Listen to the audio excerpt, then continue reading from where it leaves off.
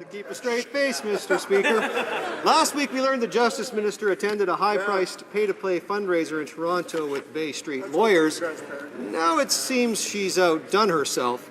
She's headlining a $1,000 per head fundraiser later this month.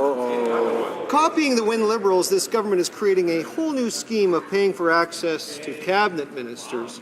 So can the Justice Minister tell us how many lawyers and lobbyists will be attending her latest pay-to-play Liberal fundraiser? Good question. The Honourable Government House Leader. Mr. Speaker, the member opposite should be ashamed to raise an issue. Just a minute. Colleagues, I remind members, of course, members I know are all mindful of the fact that it's anti-bullying day and they're going to want to act accordingly.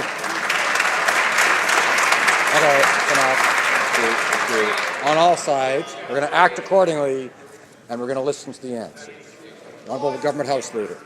Mr. Speaker, perhaps the member who just asked the question should talk to his colleague from St. Albert, Edmonton, who in fact wrote a letter to the Ethics Commissioner with many of the same frivolous allegations and received a 3-page letter from the Ethics Commissioner dated April 13th. And the paragraph, Mr. Speaker, which I know everyone wants to hear, reads as follows, and I quote, "Based on the information available in the case, the fundraising involved the Minister of Justice, Section 16. The Honourable Member for Red Deer Lacombe.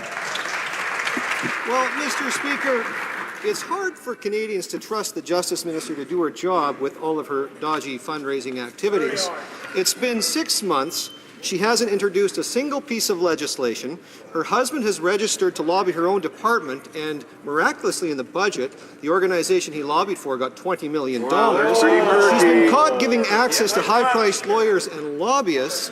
So can the Prime Minister stop hiding behind his House Leader and tell Canadians that this is the standard that he set for his own cabinet ministers? The Honourable Government House Leader. Mr. Speaker, the only person who's hiding appears to be the member who just asked that question.